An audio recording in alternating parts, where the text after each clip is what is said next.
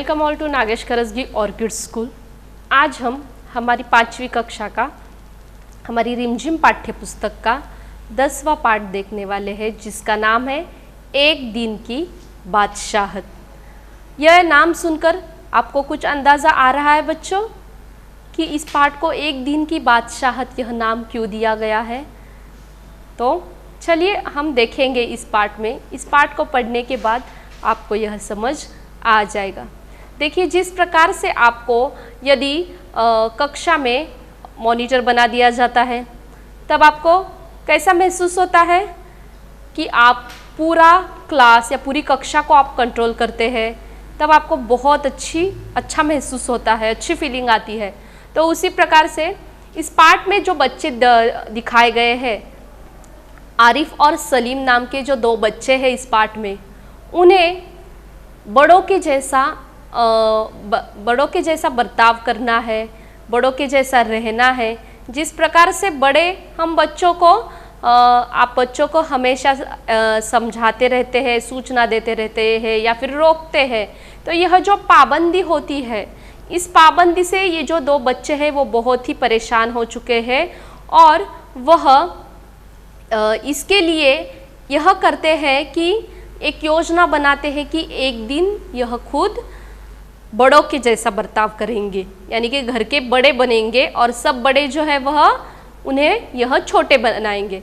तो इस प्रकार से एक दिन की बादशाहत इसलिए यह नाम दिया गया है कि यह बच्चे जो है वह एक दिन घर के बड़ों की तरह बर्ताव करके घर के बड़े बने रहेंगे और बड़ों से एकदम छोटों की तरह बर्ताव करेंगे। इसीलिए वह एक दिन भी इन बच्चों को ऐसा लगता है कि जैसे इन्हें किसी राज्य की हुकूमत मिली है या बादशाहत मिली है, इसलिए यह बादशाह बन गए हैं अपने घर के। इस प्रकार से इन्हें महसूस होता है, इसलिए इस पाठ को एक दिन की बादशाहत यह नाम दिया गया है। तो चलिए हम पाठ पढ़ेंगे। पाठ 10वां, एक दिन की बादशाहत। आरिफ, सलीम, चलो फौरन सो जाओ। अम्मी की आवाज़ ऐन उस वक्त आती थी जब वे दोस्तों के साथ बैठे कव्वाली गा रहे होते थे, या फिर सुबह बड़े मज़े में आइसक्रीम खाने के सपने देख रहे होते हैं कि आपा झिंझोड़ कर जगा देती, जल्दी उठो स्कूल का वक्त हो गया है। तो देखिए बच्चों, यह जो सलीम और आरिफ है, यह जब रात को अपने दोस्तों के साथ कव्वाली गाते हुए बैठते हैं, तब उन्हें उनकी माँ फ़ौरन आवाज़ देती है कि रात बहुत हो गई है, सोना है। और जब वह सुबह सपनों में खोए हुए रहते हैं, नींद में दोस्तों के साथ आइसक्रीम खाने के सपने देखते हैं, तभी उनकी आपा यानी कि बड़ी बहन, वह जो है वह उन्हें झिंझोड़ कर यानी उन्हें हिला हिला कर उठा देती है, क्योंकि उन्हें स्कूल जाना होता है। आपके साथ भी ऐसा होता होगा कि कभी आपको रात में बहुत आपके घर में रिश्तेदार आए हैं, आप सब बातें करते हुए बैठे हैं, लेकिन माँ आपको सोने के लिए बोलती है। और वही जब सुबह सुबह आप मीठी नींद में होते हैं, अच्छे अच्छे सपने देख रहे हैं, सपने में न जाने आप क्या क्या खा रहे हैं, क्या क्या सोच रहे हैं, तभी कोई ना कोई आपको हिलाकर जगा ही देता है। तो इस प्रकार से यह जो आरिफ और सलीम है, यह रोज़ इस प्रकार से माँ की पाबंदियों से या सुबह जल्दी उठने से यह लोग बहुत परेशान हो रहे हैं। ना ये इन रात को दोस्तों के साथ बैठने देते हैं, ना ही सुबह इन्हें अच्छी नींद करने देते हैं। इन्हें इनके घर वाले जो सुबह सुबह उठाते हैं, उससे आरिफ और सलीम बहुत परेशान है। दोनों की मुसीबत में जान थी, हर वक्त पाबंदी, हर वक्त तकरार, अपनी मर्जी से छू भी न कर सकते थे। छू भी यानी कि अपनी मर्जी से कुछ बोल भी नहीं सकते थे। कभी आरिफ को गाने का मूड आता तो भाईजान डांटते, चुप होता है या नहीं, हर वक्त मेंढक की तरह टर्राए जाता है। देखिए, जब आरिफ को गाना गाने का मूड होता है, तब वह गाना गाने लगता है, तो तुरंत उसका जो बड़ा भाई है, भाईजान यानी बड़ा भाई, वह उसे डांट कर चुप करा देता है कि हर वक्त मेंढक की तरह आवाज़ करते रहता है। बाहर जाओ तो अम्मी पूछती बाहर क्यों गए, अंदर रहते तो दादी चिल्लाती हाय मेरा दिमाग फटा जा रहा है शोर के मारे। अरे रजिया जरा इन बच्चों को बाहर हाँक दे, जैसे बच्चे न हुए मुर्गी के चूजे हो गए। तो देखिए बच्चों को यदि वह घर में रहते, बाहर जाते हैं तो अम्मी पूछती है कि बाहर क्यों गए। यदि घर में रहते हैं तो इनके खेलने की आवाज़ की वजह से दादी को परेशानी होती है, तो दादी चिल्लाती रहती है और इन्हें बाहर भेजने को कहती है। दोनों घंटों बैठकर इन पाबंदियों से बच निकलने की तरकीबें सोचा करते। उन दोनों से तो सारे घर को दुश्मनी हो गई थी, लिहाजा दोनों ने मिलकर एक योजना बनाई और अब्बा की खिदमत में एक दरखास्त पेश की कि एक दिन उन्हें बड़ों के सारे अधिकार दे दिए जाए और सब बड़े छोटे बन जाए। तो देखिए यह जो पाबंदियां है, यह जो दो बच्चे हैं सलीम और आरिफ, यह इन पाबंदियों से बहुत परेशान हो चुके हैं। तो यह क्या करते हैं, एक दिन इन्हें ऐसा लगता है कि इन्हें कुछ सोचना चाहिए, तो ये लोग एक तरकीब सोचते हैं।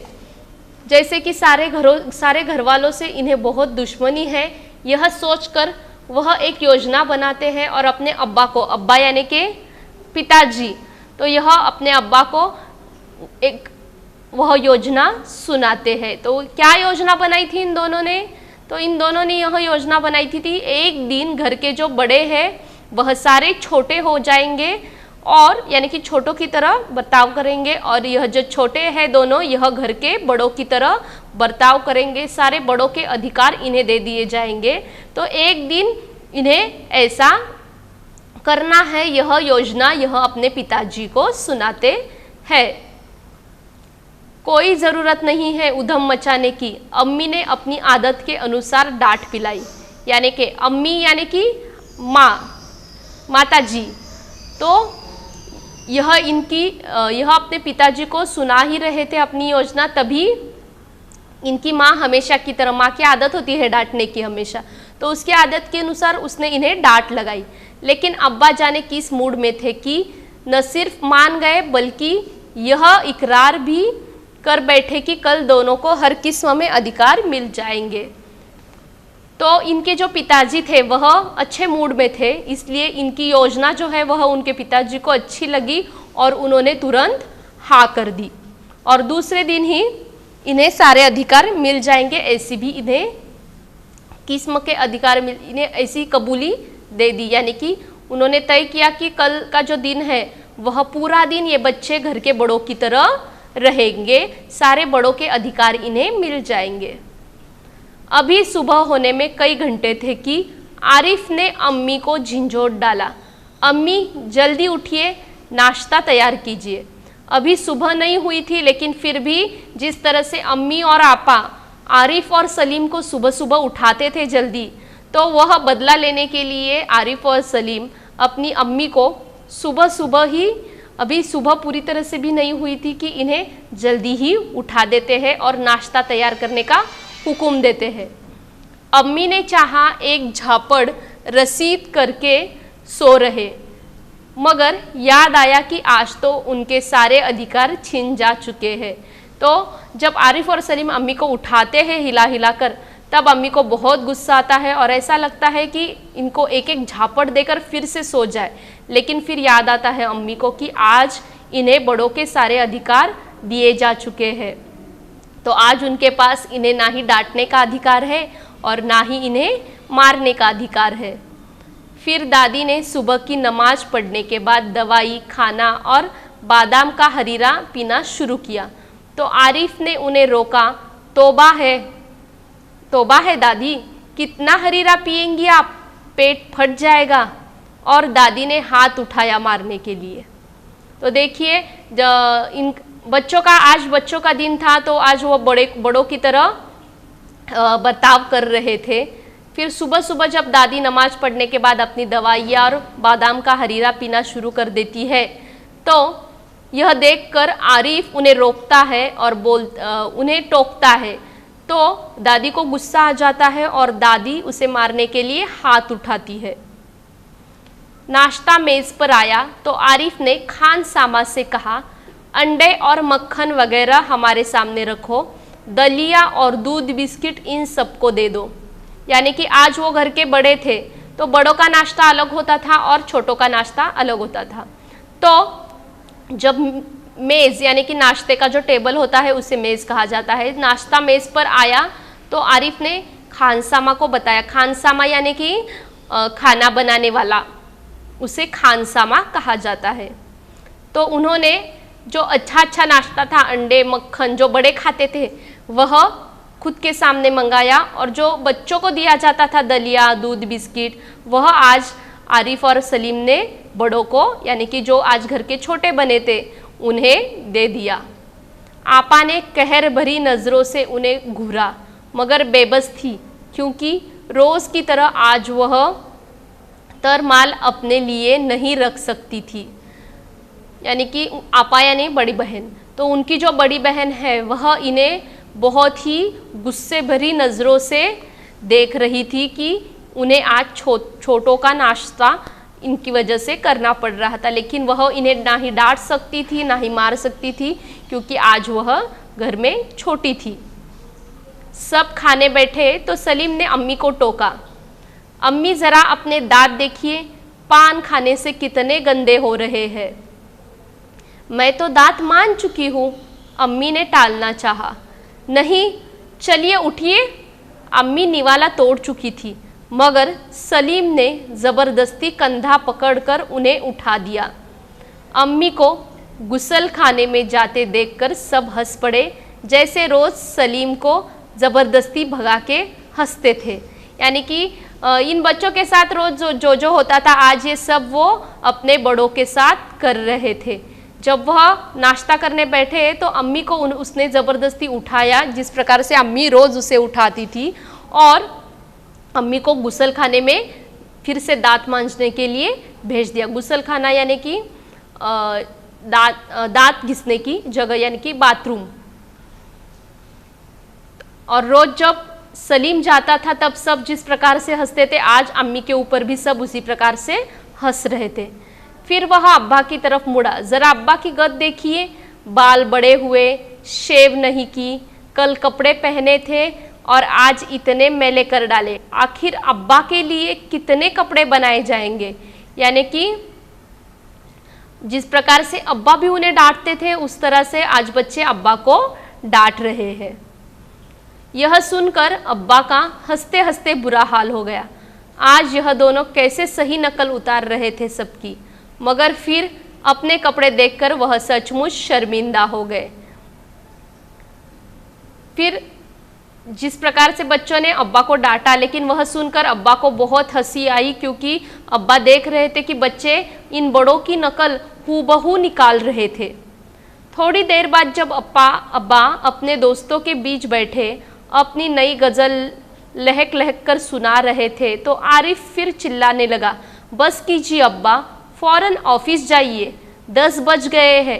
यानी रोज़ जिस प्रकार से बच्चों को डांटा जाता था, टाइम हो गया है, स्कूल जाओ, उस प्रकार से ही आज आरिफ ने अब्बा को ऑफिस जाने के लिए डांटा। चू चू चुप, अब्बा डांटते डांटते रुक गए।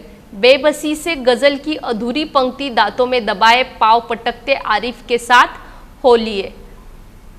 यानी कि अब्बा को भी गुस्सा आ गया, लेकिन वह बेबस थे, कुछ नहीं कर सकते, तो वह अपने पाँव पटकते हुए आरिफ के साथ बाहर निकल गए, यानी ऑफिस चले गए। रज़िया, ज़रा मुझे 5 रुपए तो देना, अब्बा दफ्तर जाने को तैयार होकर बोले।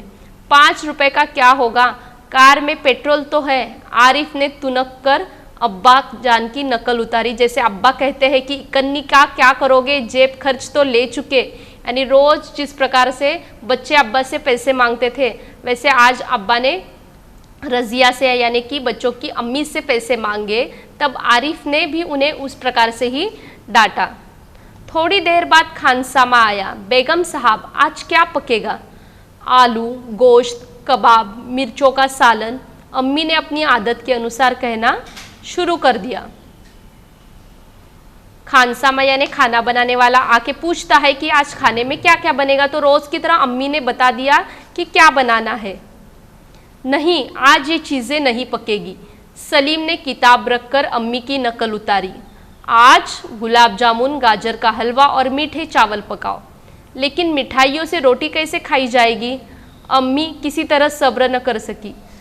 तो सलीम जो है वह यह बताने के बाद तुरंत खानसामा को रोक देता है और बोलता है कि आज सारी मीठे चीज़ें बनेगी खाने में, गुलाब जामुन, गाजर का हलवा और मीठे चावल।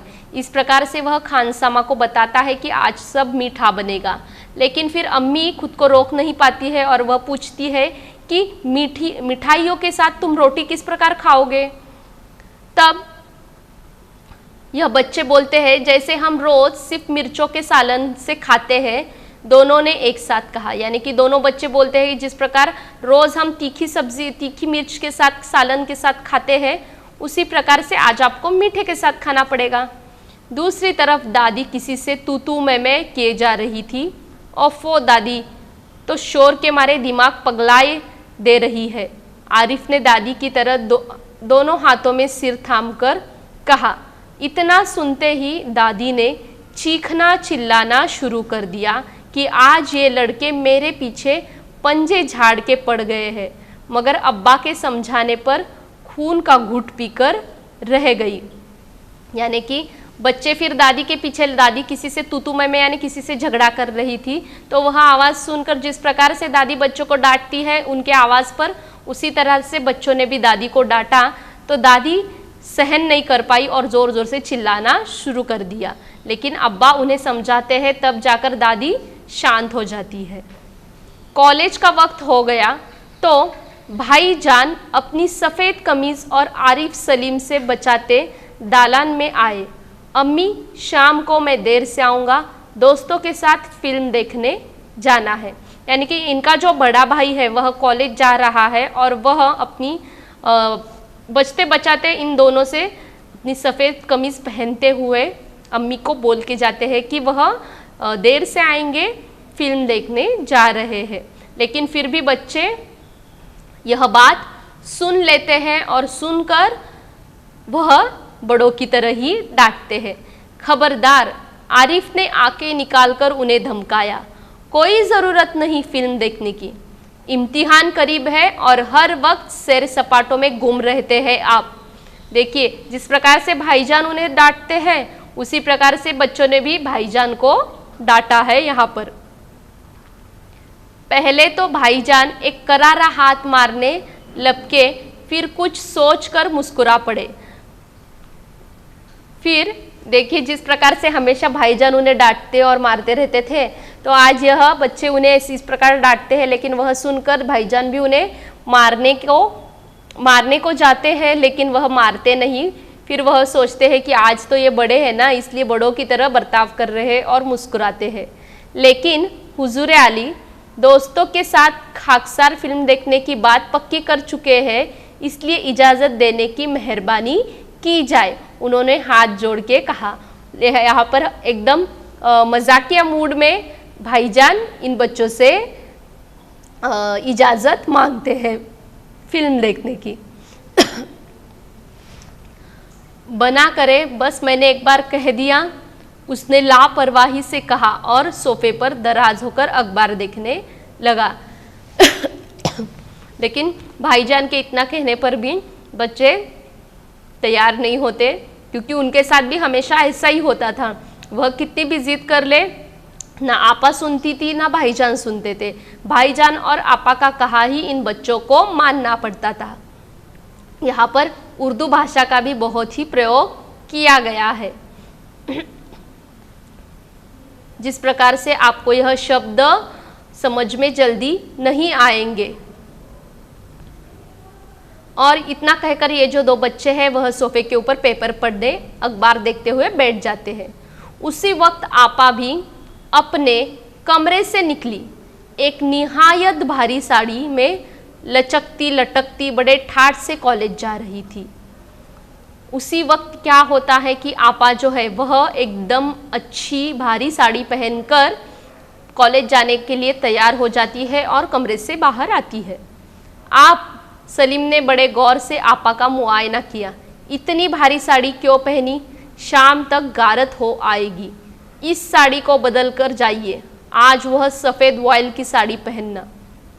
आपा की साड़ी देखकर सलीम एकदम गौर से आपा को देखता है और उन्हें टोकता है कि इतनी भारी साड़ी पहनकर आप कहाँ जा रही है और क्यों जा रही है। तो वह कहता है कि इतनी भारी साड़ी पहनकर जाने की ज़रूरत नहीं है, शाम तक पूरी साड़ी खराब हो जाएगी। इससे अच्छा आप ये साड़ी बदल कर सफ़ेद वॉयल की जो साड़ी है वह पहन कर जाइए। अच्छा अच्छा, बहुत दे चुके हुक्म, आपा चिढ़ गई।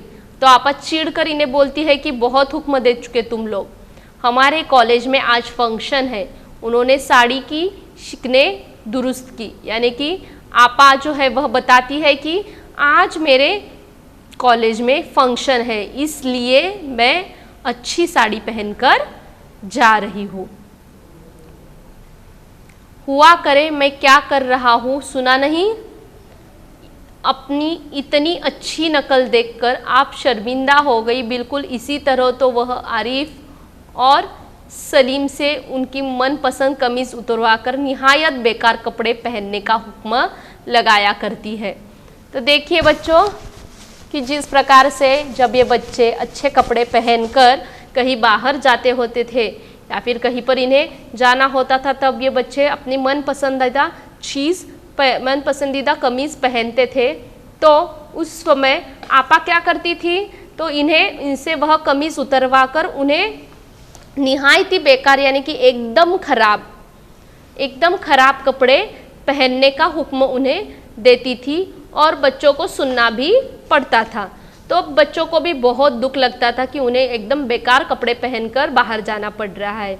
तो उसी तरह आज बच्चे आपा को उस चीज़ का एहसास कराने के लिए उनसे भी वही करवाते हैं कि एकदम भारी साड़ी उतरवा कर उन्हें एकदम सादी हल्की साड़ी पहनकर जाने को कहते हैं। तो देखिए बच्चों के साथ क्या क्या होता था रोज़। जिस प्रकार से अम्मी उन्हें डांटती थी या दादी चिल्लाती थी या फिर अब्बा टोकते थे या फिर भाईजान उन्हें जिस प्रकार से डांटते थे, तो बच्चों ने बड़े बनकर उन्हें उस चीज़ का एहसास दिलाया कि ये बड़े भी हर वक्त बच्चों को जो पाबंदियां लगाते थे या उन्हें डांटते थे, उन्हें समझते नहीं थे, तो वह कितनी गलत बात थी। तो इस चीज़ का एहसास आज वो इन बड़ों को करा रहे थे कि भले ही छोटे बच्चों को ज़्यादा समझ नहीं होती है, लेकिन उनका भी मन रखना पड़ता है, उनके भी मन का विचार करना पड़ता है। बड़ों को बड़ों की तरह रहना चाहिए। वह उन्हें जब छोटे बच्चे गलती करेंगे या गलत करेंगे तब उन्हें डांटे, उन्हें ज़रूर बताए, उन्हें समझाए, लेकिन हर वक्त की जो पाबंदियाँ होती है वह बच्चों को ज़रा भी पसंद नहीं आती है। उससे बच्चे जो है वह क्या होते हैं, बच्चे परेशान होते हैं। आपको भी ऐसा लगता होगा ना, जब आपको हर वक्त घर में कोई डांटता होगा या फिर पाबंदी लगाता होगा, तब आपको भी बहुत गुस्सा आता होगा कि हाँ, एक दिन मैं बड़ा होऊंगा और मैं भी ऐसा ही करूँगा। आप मन ही मन ऐसा सोचकर चुप हो जाते होंगे। सही कहा ना मैंने? हाँ बच्चों, सभी बच्चों को ज़्यादा पाबंदियाँ यदि करेंगे तो वह पसंद नहीं आएगा। इसलिए कहीं कहीं बच्चों का भी मन का विचार करना चाहिए और उन्हें भी उनकी तरह समझकर समझाना चाहिए। तो यहाँ पर यह पाठ में हमें यही बताया गया है कि ये जो बच्चे हैं वह किस तरह से हर वक्त जो इन्हें डांटना, फटकारना या फिर जो पाबंदियाँ की जाती हैं उनसे ये दोनों भी बहुत परेशान हो चुके हैं। और वह क्या करते हैं, फिर एक योजना बनाते हैं। उस योजना के अंतर्गत एक दिन सारे घर के बड़ों को छोटा बनाते हैं और ये दो जो छोटे बच्चे हैं वह घर के बड़े बन जाते हैं। और सिर्फ बड़े बनते ही नहीं, तो उन्हें बड़ों की तरह सारे अधिकार भी दिए जाते हैं। यानी कि घर के बड़ों को जो जो अधिकार होते हैं घर में, वही सब अधिकार आज इन बच्चों के पास था। तो इन बच्चों ने भी क्या किया, तो जिस प्रकार से रोज़ घर के बड़े करते थे, आज इन बच्चों ने उन बड़ों को उनकी नकल कर दिखाई कि वह क्या क्या करते थे, किस प्रकार से चिल्लाते हैं, किस प्रकार से डांटते हैं। जब यह बच्चे वह नकल करते हैं तब इन बड़ों को भी कई कई बातें पसंद नहीं आती, गुस्सा आता है, यह इनको भी सहन नहीं होता। लेकिन बच्चे इन्हें उस चीज़ का एहसास दिलाते हैं कि रोज़ बच्चों के साथ कितनी सारी गलत चीज़ें होती है। तो यह अपना जो बच्चों का जो बच्चों का जो मन है उन्होंने इस प्रकार से बड़ों के सामने यहाँ पर रखा है। तो एक दिन पूरा इन्होंने बड़ों के जैसा बर्ताव किया, सारे अधिकार भी लिए, वैसा इन्होंने बर्ताव भी किया और उस प्रकार के सारे अधिकार भी इन्होंने जताए। लेकिन जब ये दिन खत्म होता है फिर देखना है दूसरे दिन क्या होता है। यानी कि इन्हें बादशाहत तो सिर्फ एक ही दिन की मिली थी और इन्होंने एकदम बादशाह की तरह यह बताया भी। तो इन्होंने यह बादशाहत निभाई भी। लेकिन ये जब दिन खत्म होता है तब अगले दिन देखेंगे हम क्या होता है। दूसरी सुबह हुई, सलीम की आँख खुली तो आपा नाश्ते की मेज सजाए उन दोनों के उठने का इंतजार कर रही थी। अम्मी खानसामा को हुक्म दे रही थी कि हर खाने के साथ एक मीठी चीज़ ज़रूर पकाया करो। अंदर आरिफ के गाने के साथ भाईजान मेज़ का तबला बजा रहे थे और अब्बा सलीम से कह रहे थे, स्कूल जाते वक्त एक चवन्नी जेब में डाल लिया करो, क्या हर्ज है। देखिए, तो बच्चों ने जो योजना बनाई थी वह पूरी तरह से सफल हो गई थी, क्योंकि आज दूसरा दिन है। जब सलीम की आंखें खुलती है तब सलीम को अपने घर वालों में बदलाव दिखाई देता है। यानी कि उन्होंने बड़े बनकर घर वालों को जो बताया कि बच्चों के साथ क्या क्या नहीं होना चाहिए, क्या क्या होना चाहिए, या फिर बच्चों के मन में क्या क्या आता है। तो घर के जो बड़े हैं उन्होंने भी उसके ऊपर सोच विचार करके उनका बर्ताव बदला। यानी कि जिस प्रकार से रोज़ आपा उन्हें झिंझोड़ कर उठाती थी, आज आपा उन्हें नहीं उठाती है। आज आपा क्या करती है, रोज़ की तरह उन्हें झिंझोड़ कर नहीं उठाती, बल्कि उनके उठने का इंतज़ार करती है। तब तक वह नाश्ते की मेज़ जो है वह सजा कर इनके दोनों के नाश्ते के आने का इंतज़ार आपा करती है। और माँ यानी कि अम्मी जो है वह रोज़ जिस प्रकार से खाने का हुक्म दे रही थी, आज अम्मी का हुक्म में बदलाव आ चुका है। आज अम्मी ने खानसामा को यह बताया कि रोज़ खाने के साथ बच्चों के लिए एक प्रकार की मीठी चीज़ भी रोज़ बननी चाहिए और रोज़ बनेगी। और वहाँ जहाँ रोज़ आरिफ गाना गाता था तब उसे चुप करा देते थे भाईजान डांट कर। वही आज जब आरिफ गाना गा रहा है तब भाईजान क्या कर रहे हैं, मेज़ को तबले की तरह बजा रहे हैं और आरिफ को साथ दे रहे हैं गाना गाने में। और रोज़ जब पैसे मांगते हुए अब्बा इन बच्चों को डांटते थे, वहीं पर आज अब्बा सलीम से कहते हैं और आरिफ से कहते हैं कि स्कूल जाते वक्त एक चवन्नी जेब में डाल लिया करो, क्या हर्ज है। यानी कि रोज़ जब बच्चे पैसे मांगते थे तब अब्बा क्या कहते थे, जेब खर्च के लिए तो पैसे मैं देता हूँ, फिर क्यों चाहिए पैसे। यह सुनकर बच्चों को गुस्सा आता था। लेकिन आज क्या हो रहा है, सब उल्टा हो रहा है। यानी कि बच्चों के मन के जैसा हो रहा है, जिससे बच्चे बहुत ही खुश हुए, क्योंकि आज सारे घर वाले जो है वह इनके मन के जैसा बर्ताव कर रहे हैं। इन्हें जिस प्रकार से चाहिए था वैसे बड़ों ने भी खुद में बदलाव कर लिया है और बच्चों को आज बहुत ही अच्छा लग रहा है, क्योंकि आज उनकी जो एक दिन की बादशाहत की योजना थी वह सफल हो चुकी है। लेकिन अब से वह उनके मन के जैसा बर्ताव घर वाले कर रहे हैं और बच्चे भी इससे बहुत खुश है। इस पाठ से देखिए हमें बच्चों के मन का विचार करना चाहिए, तभी जब हम बच्चों की भी थोड़ी सुनेंगे तब बच्चे भी हमारी सुनेंगे। यह हमें सीख मिलती है और बच्चों को अपनी जो बात है वह सही तरीके से बड़ों के सामने रखनी है, तब वह अच्छी तरह से सफल हो सकती है। तो इस तरह से बच्चों आज हमने एक दिन की बादशाहत यह पाठ पढ़ा और यहाँ पर ही हमारा पाठ समाप्त होता है।